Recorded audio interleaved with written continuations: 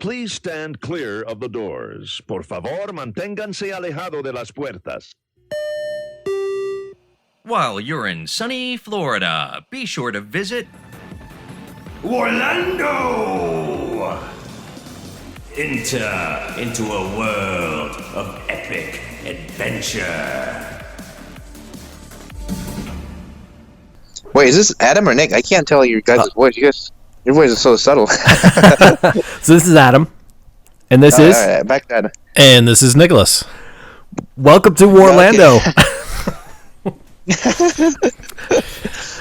Thanks for listening tonight, or this morning, or this afternoon, whenever you're listening to this. Yeah, whenever you consume your podcasts.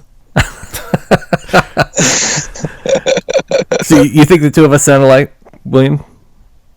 Almost. I can't tell the difference. I know this is bad, but no, that's fine. I think Nicholas has a very nice voice, so that makes me feel better about my own voice. Yeah.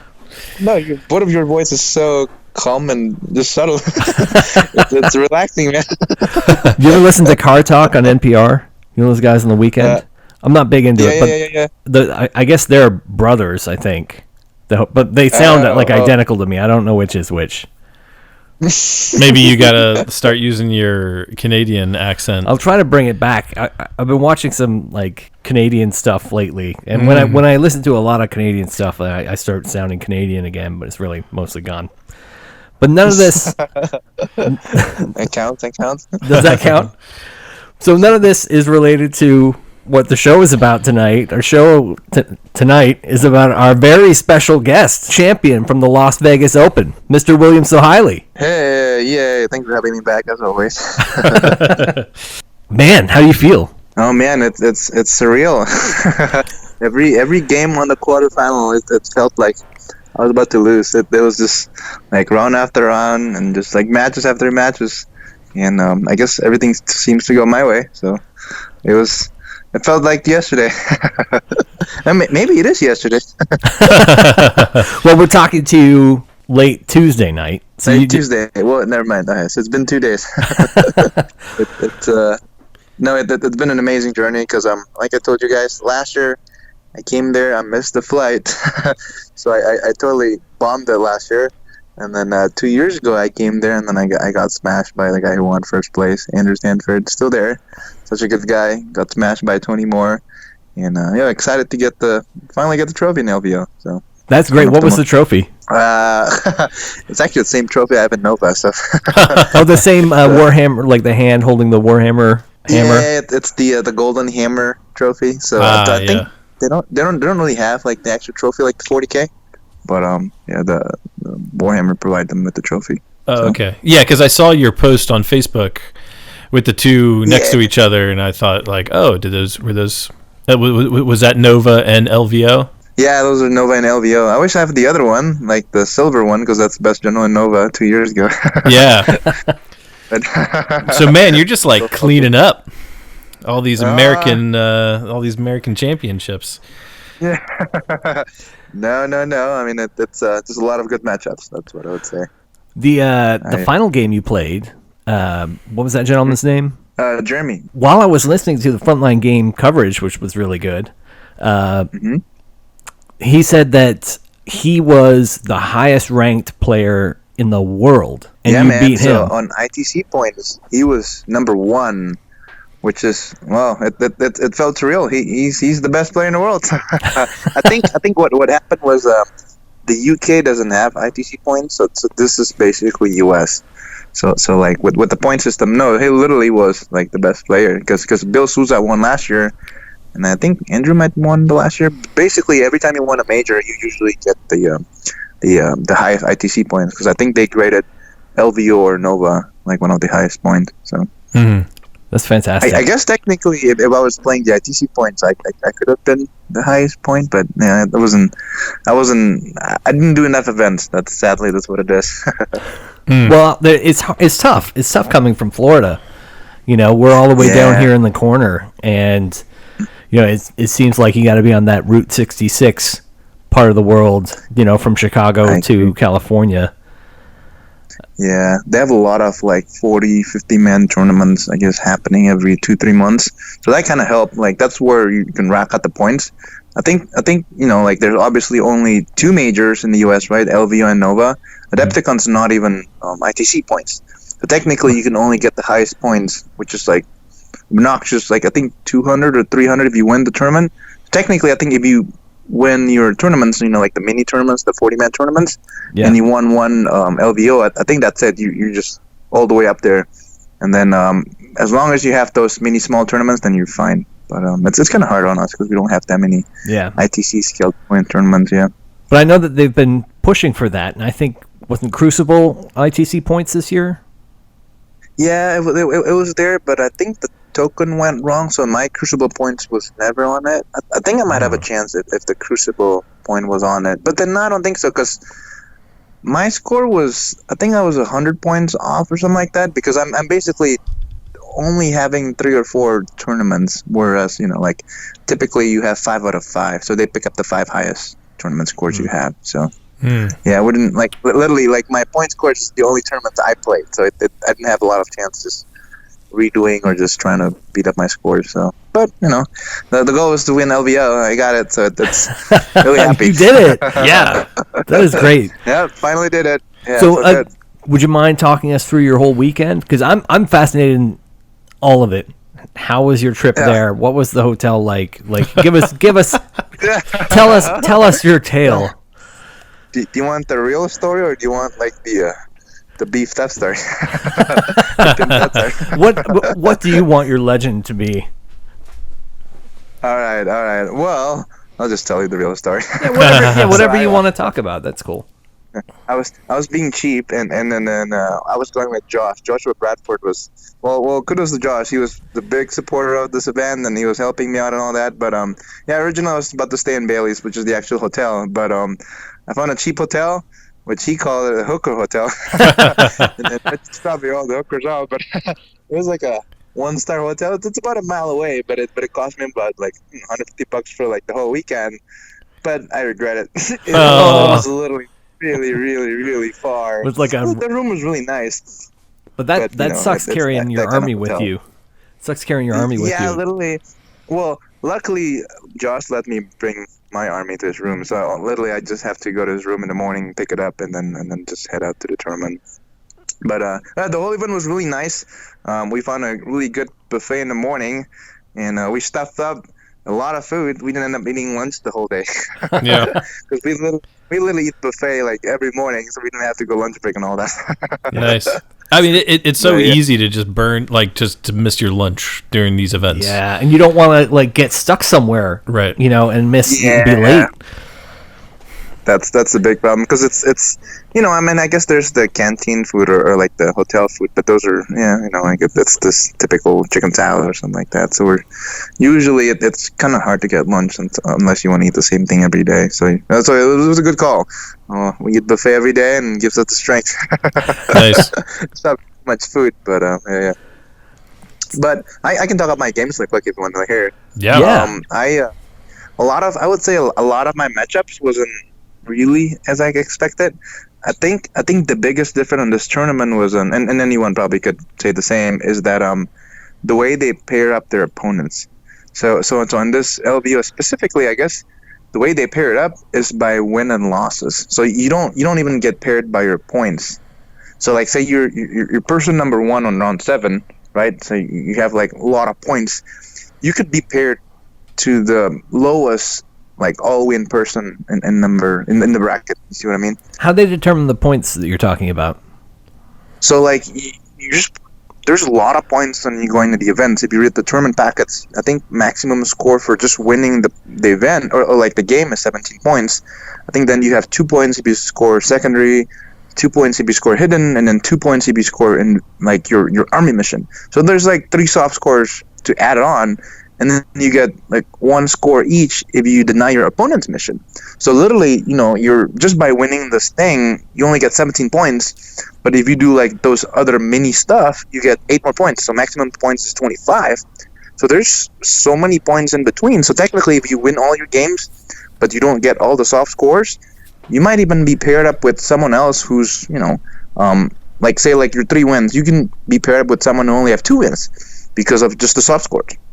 Because so that's why the way they did it was a little.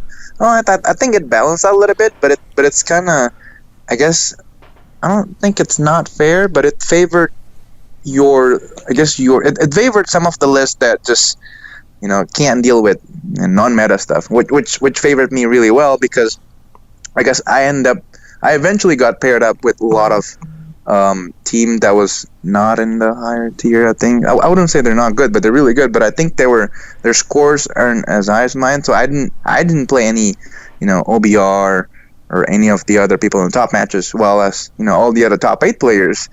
They were fighting each other from like day one. So, but it's tournament. Maybe it's my luck. I dodge all the cities. Yeah. I dodge all the Ozrak Bone Rippers. I didn't play any at all.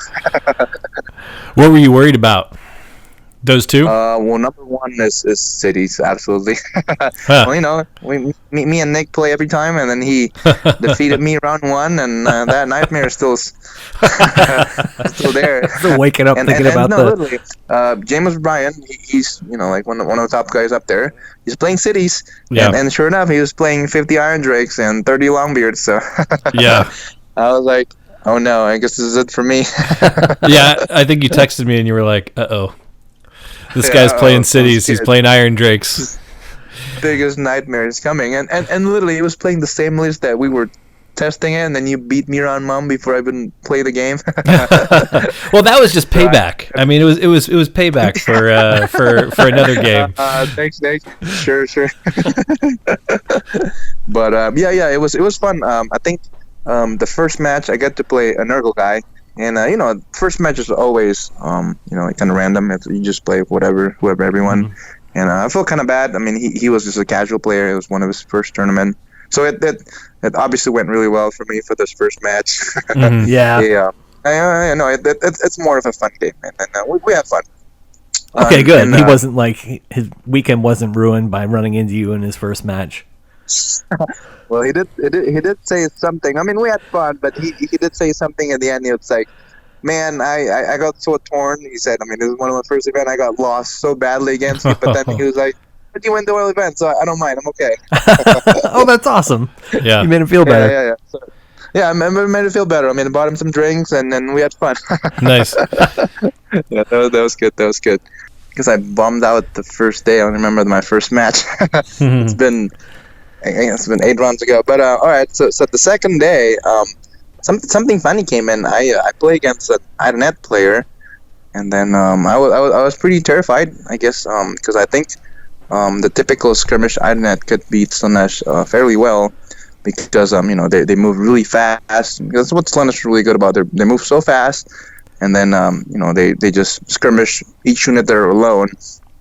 But it was basically, I think the guy was playing 16 eels, and then this was the first time playing against Sharks. I didn't know Sharks was that good. But I think what got me really lucky on that game was that he didn't realize how much board cover I can did, and so I think I let him go first, and he didn't do anything for his turn, because I think we're playing one of the objectives where I think it was Star Strike or Gift from the Heaven. So it's one of the objectives where you just kind of not do anything in the first turn. Yeah. And so I think both of us just didn't do anything first turn, but what I did was I teleported my Marauders, and I basically block off the entire board edge, except for his deployment. So he was stuck there in the corner, not being able to summon his 9 eels and his 2 sharks. So that was massive, because that's basically 3/4 of his army, like up there. And then I basically, meanwhile, I charged him 3 keepers and killed all the stuff basically on the board. And so basically at the end of round 3, I basically covered every every board edge. So he can't even summon the 9 eels he have in reserve and the sharks. Oh, so wow. So that was that was one of the first time I actually block up all the zones. So that was cool. I never did anything like that. I felt bad. I mean, he was probably super frustrated. Yeah, but that's part of the game, and this is not like a friendly time. It's tournament time, I mean, you're still friendly as a person, but not in gameplay. No, I agree. The guy was really cool. I would say that's the best item I ever saw. He was using those acrylic bases where, like it's like water in the base. So those are some cool looking stuff. But yep. Sorry about that. I think the fifth game was the one you probably guys watched. It was the one on stream against the Seraphon player. Yeah. And then that was fun as well too. Oh, did you guys watch that one? I watched the fourth game. I wasn't able to watch the fifth game. I had terrible to make this decision, but I ended up playing D&D that night. But in my defense, my character got married, so it was kind of a big deal. I couldn't skip my wedding. Fine, that counts. People are watching in CCG. You're not watching. I know, it's terrible. I feel awful, but it was all saved. It's all up on YouTube now, isn't it? That's okay. My excuse. I felt the laugh, so all good. Man, you. But oh, go ahead. Sorry. No. You go ahead. Sorry. Yeah. That matchup was one of the other scary one too, because I played against my friend here in the locals. I think Trevor was one of the one who's been playing. It was a Thunderquake Star Host battalion, and then that list I think kind of kills Slanesh. So I was pretty scary too, because he was 4-0 obviously with Seraphon. In my mind, this guy is a bomb. Like he probably destroys everyone with Seraphon, because you got to be really really good to just win all the games with Seraphon. And then sure enough, like first turn he killed a keeper, and I don't know if he killed Celeste, but he basically 2 wounded like one of my keeper and one of my big heroes, because I don't know if anyone knows, the Thunderquake Star Host does the Bastillon does 3 damage for each attack, and then his Bastillon rerolling hits and rerolling wounds, and he's also rerolling saves. So like literally I can't kill that shooting guy, because he's always going to be teleporting everywhere, and whenever I go to him he's probably going to kill me. It's basically one keeper a turn. But then I think what got me really through that game was that I think the guy never played against Slanesh, so he didn't realize how far of a threat range Slanesh can do, and then how good the Marauders is. And so I think I got it pretty good in that one, because I managed to kill a Slime turn too. So I think by that point the game was kind of over by then. And then that's like I said, it was a lot of like good matchup for me. A lot of the opponents didn't understand how the Slanesh work, and then that's how I basically made it to top 8. I'm kind of surprised, because we've known for a while now that Slanesh is the big bad. I know the OBR is super tough, but man, Slanesh can do so much. I think that any self-respecting LVO, anybody going to LVO and expecting to win, has to have at least an idea of how to deal with Slanesh, right? I think that's because of like that. The whole, remember you see this ALS shorts like least breakdown, like where they have like 19 OBR. I think there's only 6 Slanesh. And I don't know if people are expecting, Slanesh to do good. Because I think I was the only one there, too. I think the next guy was not in the top table, I think. So we were... The Slanesh kind of group was... I think people are misjudging how Slanesh is still in the top table. So that's how I got it pretty lucky with the whole event. No one's prepared enough. Everyone's prepared for OBR, and everyone's prepared maybe for Orange Jaws and all kind of stuff, but no, not the Slanesh. I guess people think the reign's over, but that's Slanesh is OP, man. No. I don't know why. How could you think the reign's over? At least until GHB 2020, I think they're going to stay strong. I think so. I think the reason why is also, Slanesh got pretty nerfed down with cities. Like it's just when you play cities, you're just it's kind of like game over. It's hard. I think Slanesh is probably one of the worst army to play. Those kind of shooting army. So it's maybe that's why, I'm not sure. And then and then literally it's against any other army. Slanesh is really really good. It's and melee and just survivability and just trading hits by hits. Slanesh is bonkers. Yeah, it's so good. And that really shows, like on my games against Sousa. I think I played Bill Sousa on round. Oh, he's my round 4 opponent. So when I played against him, he basically was tying me down, and then I was really down on points. So he played really well. He got a double turn, and he basically almost wiped me out. And because it's Slanesh, and he was playing the Dead Watch list, which have a lot of flayers on it. I have like crazy amount of depravity. I think that's probably the most amount of summoning I ever made in a game. Yeah. I literally Ever. I had one keeper left. Yeah, like ever. I have one keeper left. Summon 2 keeper, 2 chair, then 50 demonettes. So it's that must have been painful for him to just. That was bull. That's why I think he did a number after. It's like, oh, well done. You just beat me with 4,800 points. Yeah, because you said it was like 1,900 points. It was like 1,900 points that you. Somewhere in there. It was about 2,000 points I summoned. Oh god! And that's the thing is, like he was probably so close with only having one keeper left. He's so close to just finishing you off, and it's like, nope. And that's the thing with Slaanesh. You go up against Slaanesh, you're just like, I gotta get everything, or the last guy, or I'm just gonna watch myself crumble. Yeah. It's hard because the keeper's not like any other wimpy heroes, right? I mean, he's a keeper of secrets, so I mean, you have to devote your entire thing, and when there's like 3 of them, I mean, that's what do you do? So it's like it's almost impossible if you're playing just like a melee kind of like fighting. That's why, like, to be honest, for me against OBR, it's not super hard because I mean I could trade off a keeper for a chariot and then another chariot for another chariot, like just a smaller chariot, and that's fine. Like all you gotta do is just keep trading off stuff. They can't come back as much as I do. Right. So that's when the Slaanesh was like OP in that sense, because it's just you have unlimited amount of resources, just can come back if no one can able to just like shoot you off like all in one go. Yeah. So what do you pack with you, like when you go to this event? What extra like are you like you've got twice as much stuff as everybody else, because you could bring on twice as much stuff as everybody else, right? I do, and that's what everyone was bashing me about. I think I brought 80 demonettes. That's probably too many, but I thought it was too many. I was gonna bring 20, but thank God I didn't bring it. I brought I think at one point, like I said, I summoned 50. Yeah. So I think most I can summon is 50 for demonettes. So I think I'm always gonna bring 50. 80 is probably too much. I always brought not the Hell Strutters. I think it's the Hell Seekers, something like that. The one that could move and fly, so I can reposition myself. Yeah. But the most important one is probably the triple chariots. Like legit, every game I summon at least 1, 2, 3 chariot. It was just they're so good. Yeah.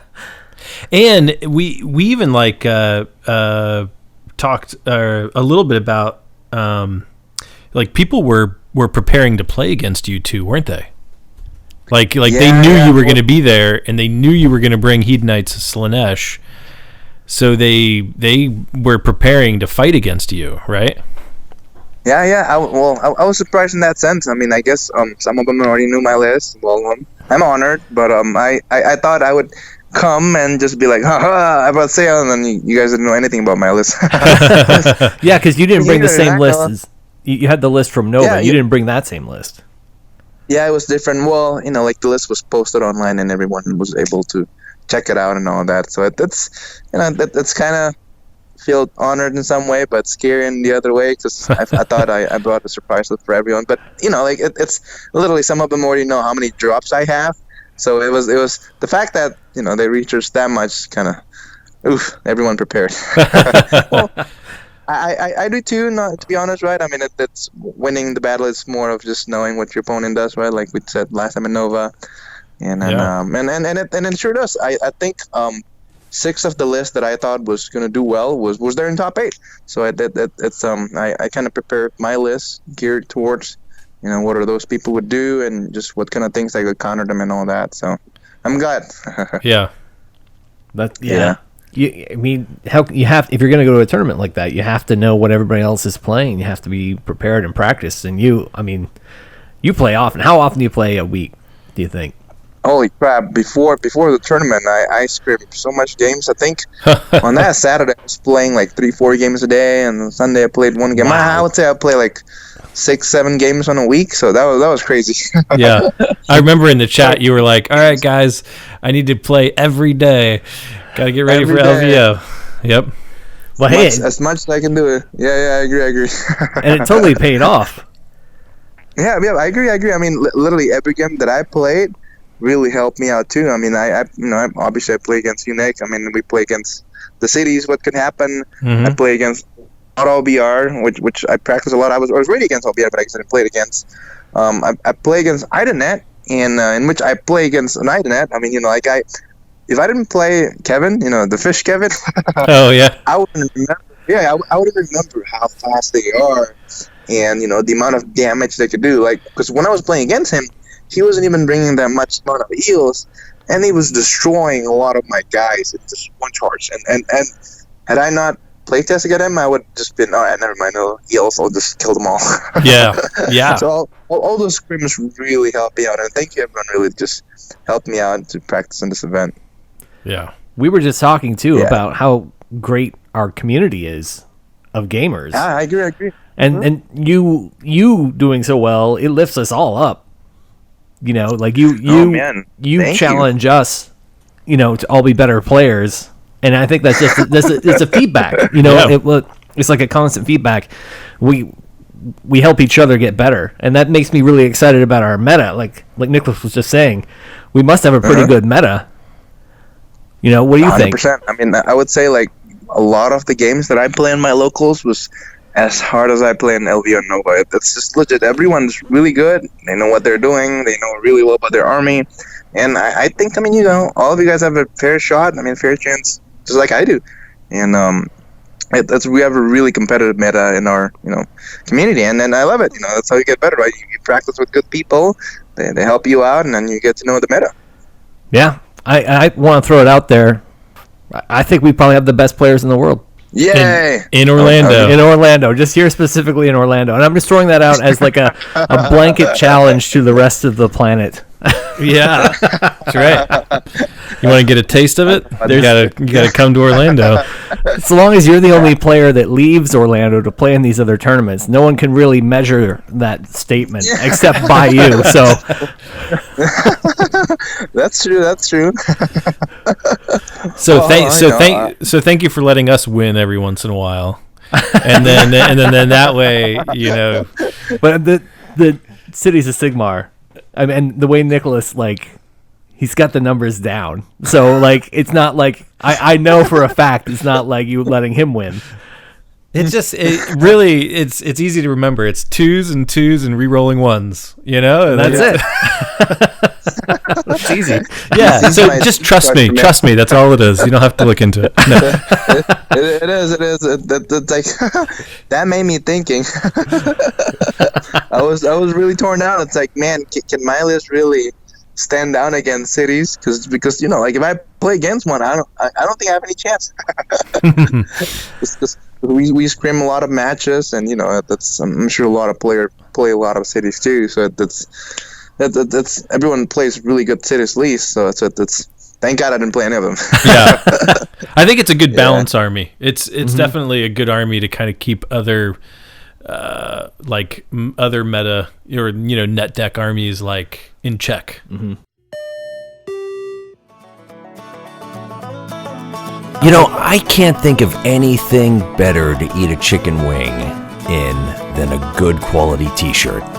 Good quality t-shirt over my body. I don't even need a fucking napkin. I got sleeves, bitches. And you know where I go to get my t-shirts? I go to teespring.com. Those are the t-shirts that'll take care of your chicken wing addiction, even if you do keep it one in your wallet. Just for prosperity. Go to teespring.com/Warlando-2. I'm so excited about this game. And particularly right now that I think that GW has just been consistently nailing it over the last year and a half as far as putting out a great product and great models to be excited about. At the same time, making the armies, all of them, competitive. Mm-hmm. You can go to any book and find something in there that can compete well with anything from any other book. I think that really says something about this game.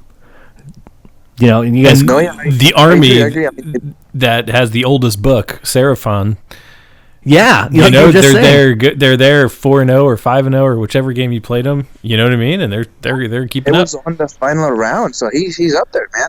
Yeah. He's crushing OB. He said he was crushing OBR. He was crushing some of those city sleeves and all that. I mean, it says how the good and balanced the game is. I mean, literally, if you look at the top 8, there's like all different factions. There's order, there's destruction, and there's chaos, right? And there's dead as well too. Yeah. And I think everyone just, if you're good, I think you're gonna be up there. And then and then I think that's the game is really balanced, and I love it. It's a lot of varieties and just everyone, you can win. So That's good. There's a lot of those groups out there that are putting out like statistics and showing you the numbers and showing you how many of each army is being played and like which armies are the top right now and which it's so valuable. You have to have that, but at the same time, a dark horse can just sneak right in. It's really, I think that makes it really is just a great system.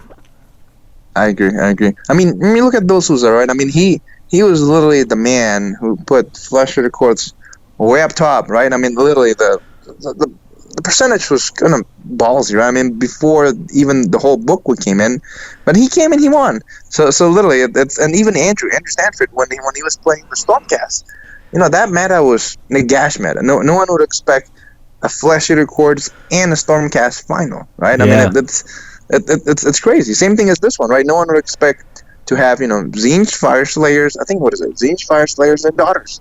The quarter, right? I mean, it's Daughters are like a 2-year-old book.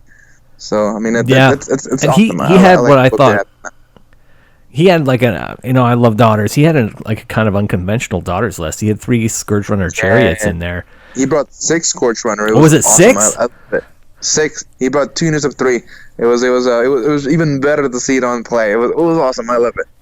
That's so great. Yeah. Thinking outside the box and doing something like that. People can sneak up on you. You know what's cool was his theory behind it was I think he was expecting to play against a lot of OBR, and so the reason why he brought 6 was that he said he wanted to one-shot the Harvester, and I guess slowly wiggle it down. I know it's a small percentage, he said, but now instead of having no chance of killing a mortar card, if you kill that Harvester, then you have a lot of chance, because the snakes could just destroy any 10-20 man unit off the mortar card.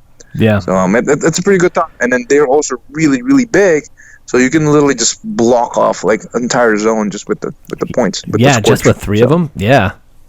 Have you seen how big they are? They're massive. It's like a chariot base. So it's a big chariot. Yeah, and they're what, like 60 points or something like that?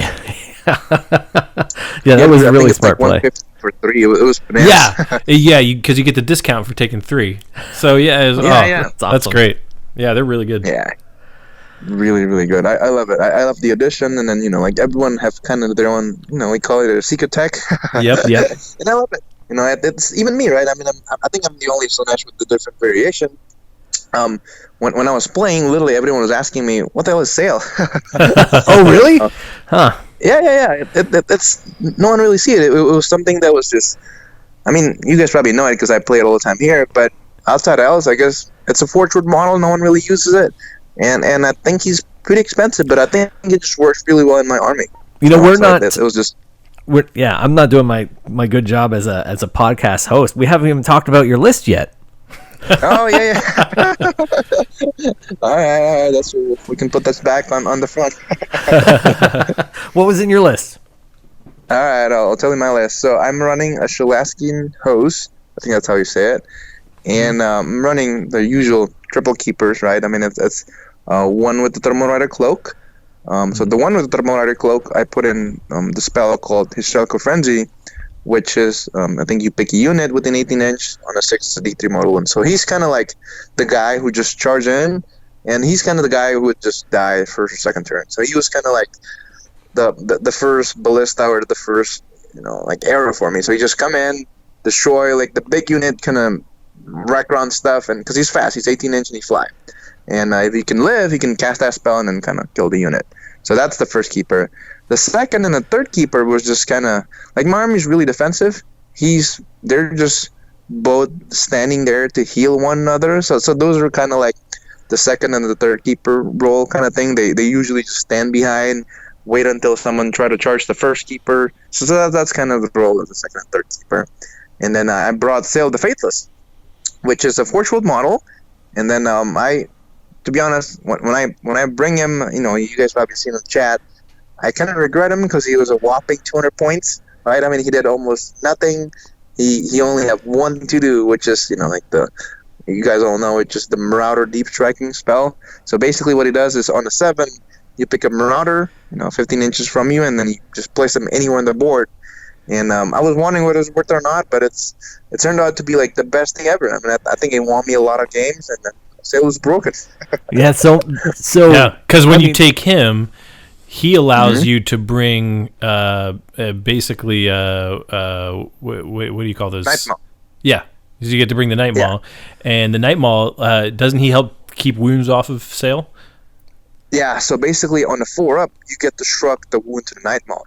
So essentially, he has an extra maybe 9 wounds or 3 extra wounds because it's a 4-up.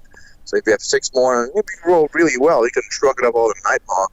And usually it helps a lot because it's surprising how that one model helped me a lot of things because it's also good to take points.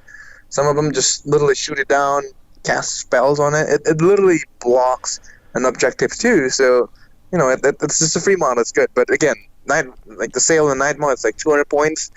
There's a lot of drops, but I love it. Yeah. I think one of the biggest weakness of my list that I was talking to everyone was just I have 9 drops.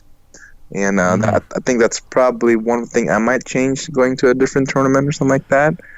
But I think that the 60 Marauders kind of like closed down the gap whether I go second or first because I have a lot of bodies not like before. Did you say 60 Marauders?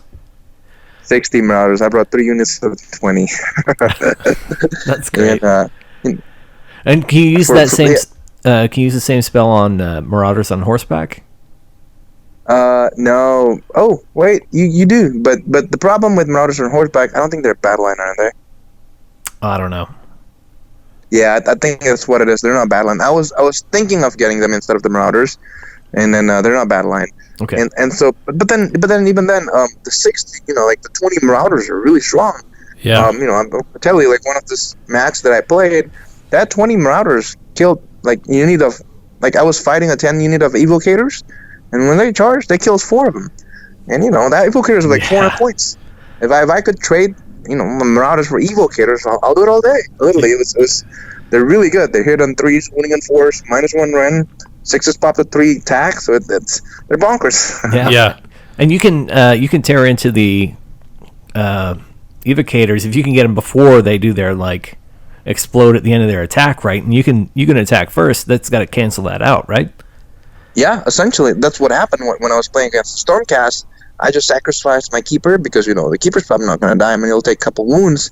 But the Marauders went first to attack, and literally just single attack. Unit of 20 means 41 attacks, and then if you do the math, that's about 20 wounds on -1. I mean, that basically couldn't even kill a keeper if you failed your locust. Yeah, so that's Marauders bonkers. Yeah, and they charge at a minimum 8, right? Yes, because of the new average, STD book. Yeah. So literally, I think that's how I won my matchup against Seraphon 2. And I guess people were thinking, this is what got people off guard, was that usually when you try to block your army, you're 9 inches away, right? So you would block them using a ruler. Okay, so this 9 inch, so more than 9 inch, you probably can't make the charge anyway. But if you think about it, on average, your charge roll is 11. Right. Because, you roll 2 dice, you got to roll 4 at one point, right? Between 2 dice. So an average roll of 4, and you change the smaller dice to a 6. 6 plus 4 plus 1, that's an 11. Yeah, it's bonkers. And that's what happened when I was playing against Seraphon. I rolled 1 6, so that's a 13-inch charge. And that's how I called the Astronaut banner first. And that's how you can get all 20 in combat, because you just wrap around the entire unit. Yeah, because technically if you charge at 13, and then you put that one guy in the end just hanging out there, that guy could pivot, move 3 more inches. That's about 16-inch range, and then that's just crazy. Like with just a simple unit of battle line that used to just be your chaff, right? And now they could be fighting too, which is really good. So I love them. Literally, I think Are they a lot of the 25 was- mil or 32 mil base? They're 25, which is why Oh they're my even better. I think God. they used to be 32. Yeah. Yeah. Oh shit. Yeah, Because you I know. get two. You get two ranks. 2 ranks in there. Yeah, that's so cool. And what's the best thing about them was that, like back in the days, we were trying to fit Bestigors in Slaanesh, right? Because, they have a lot of attacks, they can run and charge and all that. I mean, literally, Marauders are as good as Bestigors, but you just get it for free. That's why I was like, man, I mean, I don't even need to run and charge if I can charge an 11 all the time, right? Yeah. So Yeah, that I mean, was... it's a I love no-brainer. Yeah, no. You did good. Yeah. That was a good list. Thank you. Yeah, thank you. I'm glad I finally got a list that was my own. Hey, that's awesome. Smack copy for net deck. When I look at the list online, it's like, I was the only one with Marauders, yay. Well, now it's going to be the net deck, so people can start making fun again. Like, look, you brought the net deck. okay. You created the net deck, but still. Right. I can net deck my own now. but yeah, I think Slaanesh is probably going to in the box for a while. I'm a little tired of playing them. I bet So after many all of them. that, like so many practice games, I bet you're ready for like a palate cleanser. What's I'm ready. what's got your passion right now? What do you think is going to be your palate cleanser army? Oh, so Roger from Team America inspired me this. So thanks, Roger, for doing this. He inspired me to play by my Bone Splitters. Remember when I was doing my scrims, Bone Splitter was my original army. Yeah. And thankfully I didn't bring that. I don't think I would have won.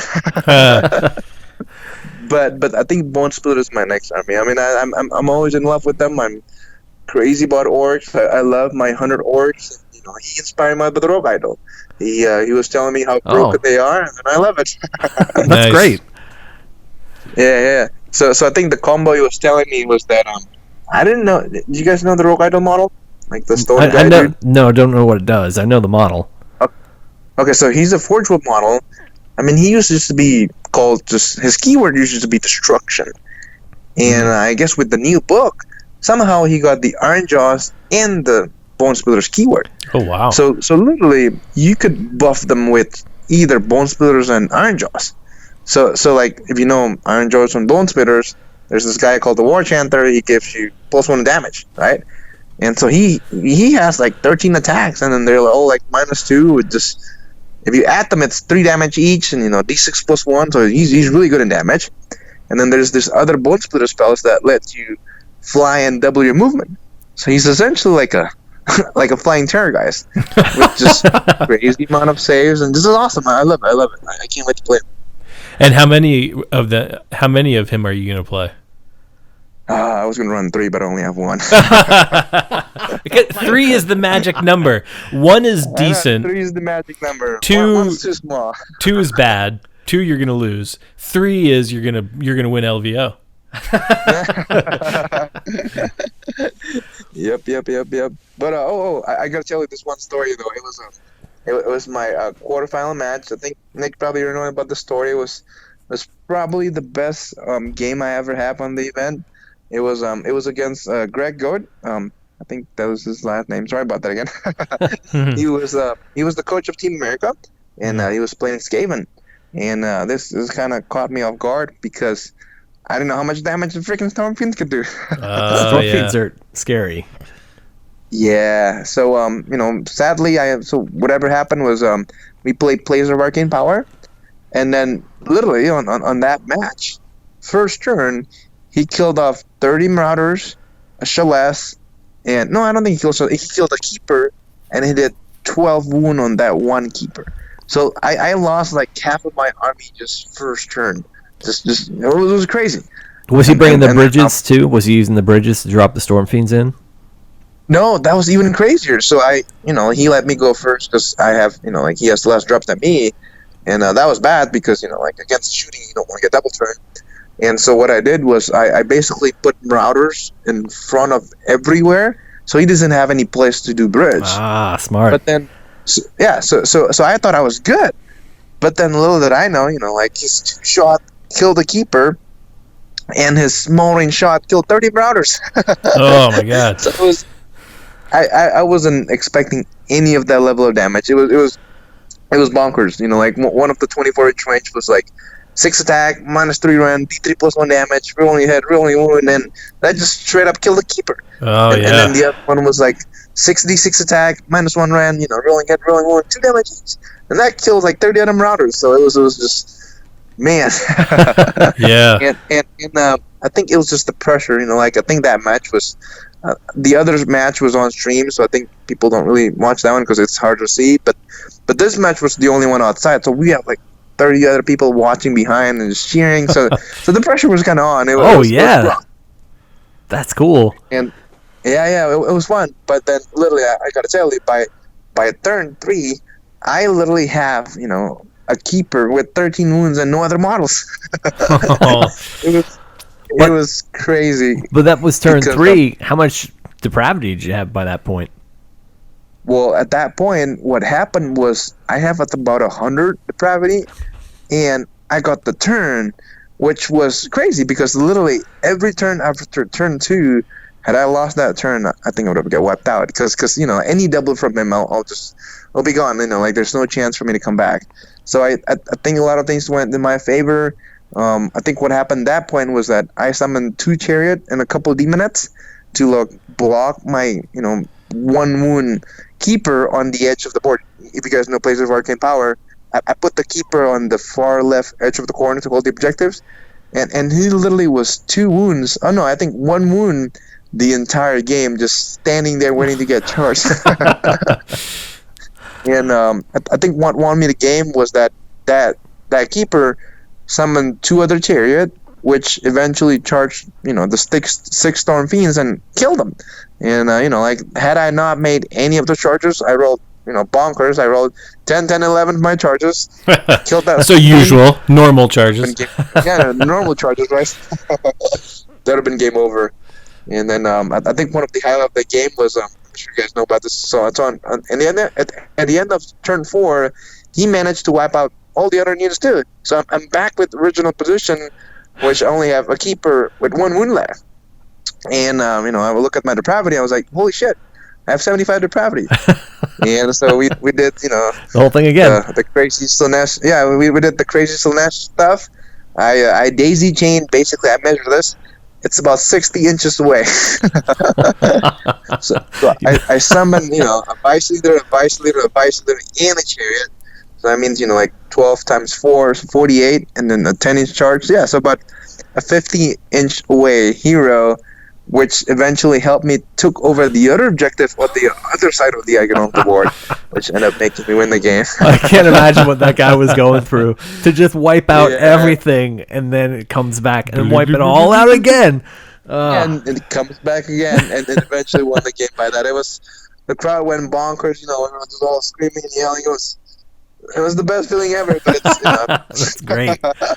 With the Marauders, are they 2 wounds each? Marauders are 1 wound each. Oh, okay. So that'd be bonkers. That'd be too perfect. That'd be too perfect. That'd be too powerful. Yeah. And literally, I can still remember that game to up until this point. Man, that's so cool. What a great feeling. Yeah, awesome. That's awesome. So when they made you play on the stream, weren't they making people play with their dice, not with their own dice?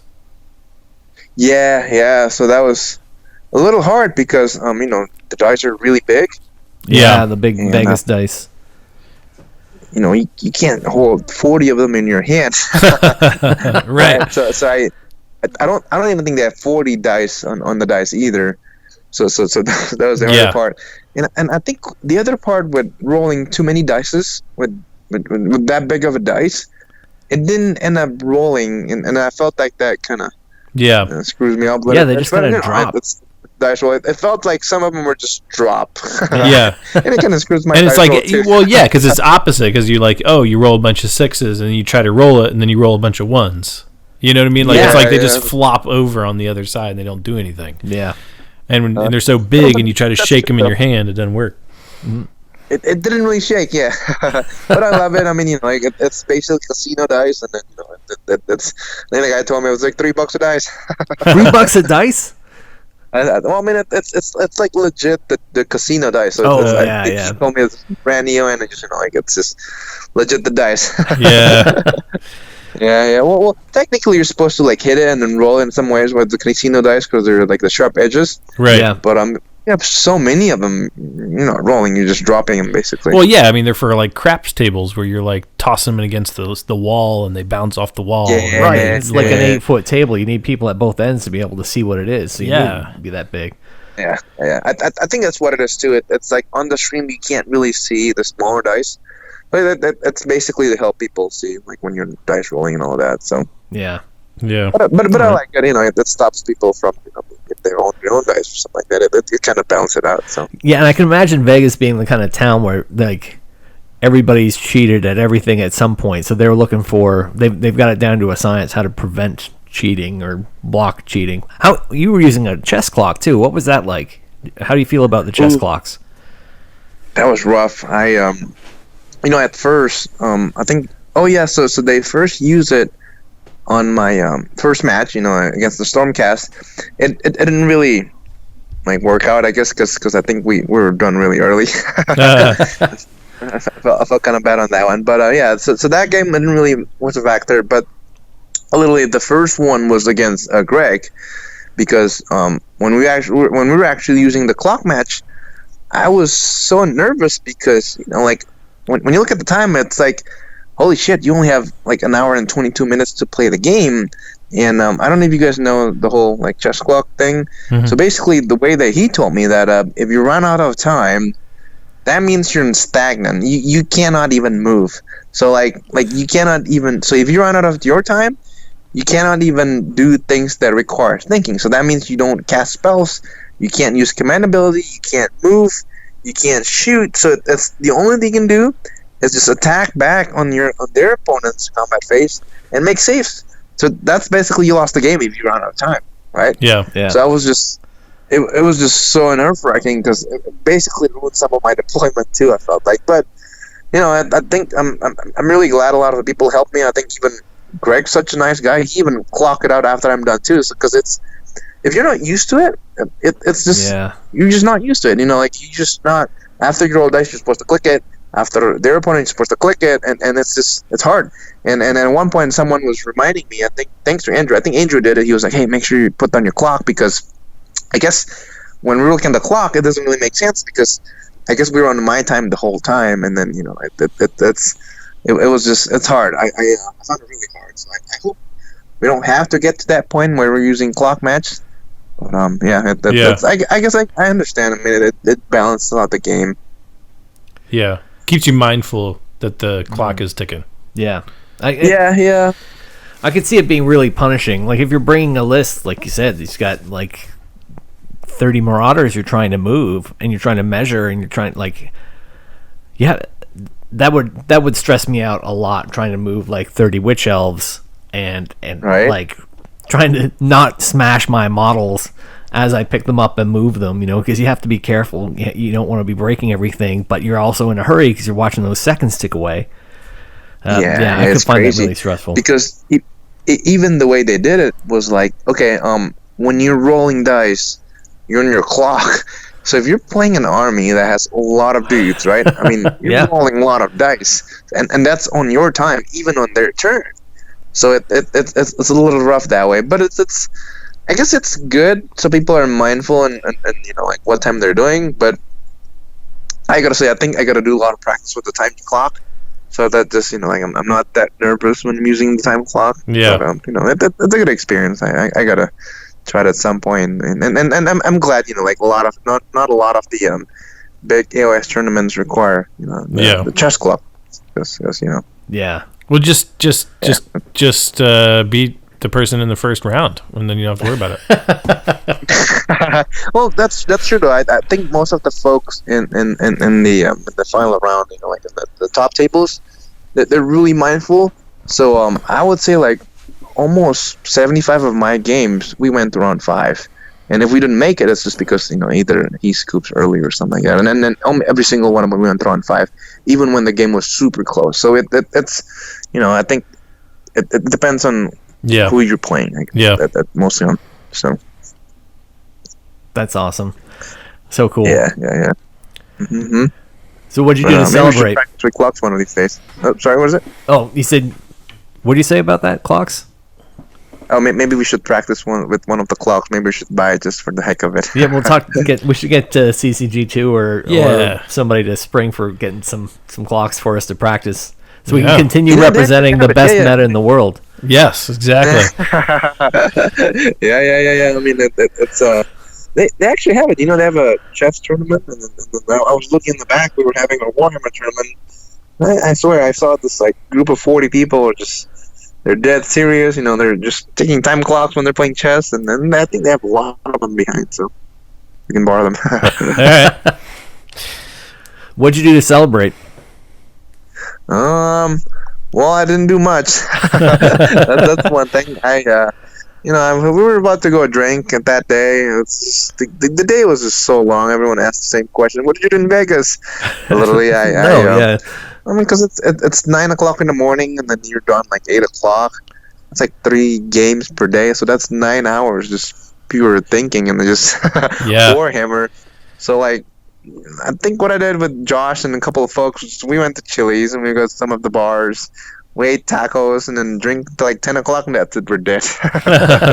Yeah, your brain's like and soup. then for me, and then for me on I left I think Sunday night, got back to Orlando I think 7 a.m. in the morning, and I went straight up to work. Oh no! Straight to work off the plane. Yeah, the red eyes. Oh man, red eyes are brutal. But still, the jet lag. Yeah. Wow. Well, man, congratulations. Yeah, man, congrats. You earned it. Thank you. You played well. You outplayed your opponents, and I think you deserved it. Good job. Thank you. I appreciate it. It's a big thing for me, and LVO, Nova, and hopefully I'll be the first person to win, consecutive, and LVO, Nova, and Defticon. Yeah. People, I think we'll have people move into Orlando just so they can be better. Yeah, just they can grow at Warhammer. Yep.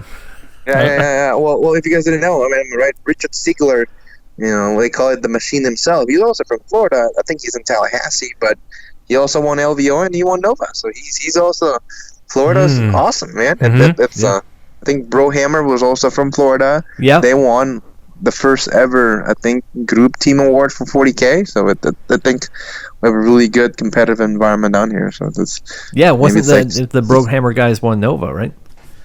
Yeah. So it's the same guy, literally. It's Richard SIgmar. He's way better than I do. He won Nova LVO, he won Atlanta Open, and he's a beast, man. Oh, wow. Yeah. That's, I would say 40K is a whole different level, 780 people. I don't know how you do that. Yeah. Yeah, I think they have like 12 rounds or something like that. Well, 8 rounds already bonkers for me. 12 rounds is just wow. Yeah. Unbelievable. Yeah, that's a lot of rounds. So maybe think about it. 8 rounds for 3 days. That's 24 hours of gaming. Yeah. That's a lot of games. I don't think I ever played that many games in my life. No, you have to be just consecutively. Yeah. That is hardcore. So now you're gonna take weeks off. You're probably not ever gonna touch your dice for another 2 weeks, right? Or when's your next game? I'm scheduling another game tomorrow. No. Just the game is really fun. I love it. I think I'm gonna do more painting rather than just playing more games. I have as people were mentioning, I do a lot of commission painting, and then I have a lot of just backlog stacking up because I haven't been painting for a while. I've just been focusing on painting my armies to get in shape for LVO, and just play testing a lot of them. So maybe more paintings. Well, it's great. Yep. Yeah, thank you for being on, man, and congratulations. So well earned. Thank you. I appreciate it. Well, I hope I keep winning so I can get to your show every time now. Yeah, you'll be on here like 4 times a year, all these tournaments. Except for Chris snaked Crucible away from you. Otherwise, you would have been an unbroken streak. That's good. Well, he's I would say he's a worthy opponent. I mean, I would say he's one of the person up there that he's a really good player. And obviously, don't play meta armies, but he's still killing off everyone. So I would have big respect for him. Yeah. He's always the one that's like bringing everybody back to earth with playing the objectives and not just trying to smash face. Yeah. Yep. And we all give him 100%. shit about it, but he's right. You know, it's like that's people forget. Well, the objective. Yep. He puts me down to earth. Mm-hmm. And well, he's also the one who puts me back to Slaanesh, because originally, as I mentioned everyone, I was going to play Legion of Grief, and I found out, oh, maybe Slaanesh is more OP. Yeah, that was probably a good choice. Yeah. So blame him when I was playing Slaanesh. That's right. It's Chris's fault. Oh, Chris's fault. Well, I think you remember what our sign-off is. What do you say when you just won the Las Vegas Open? Wah!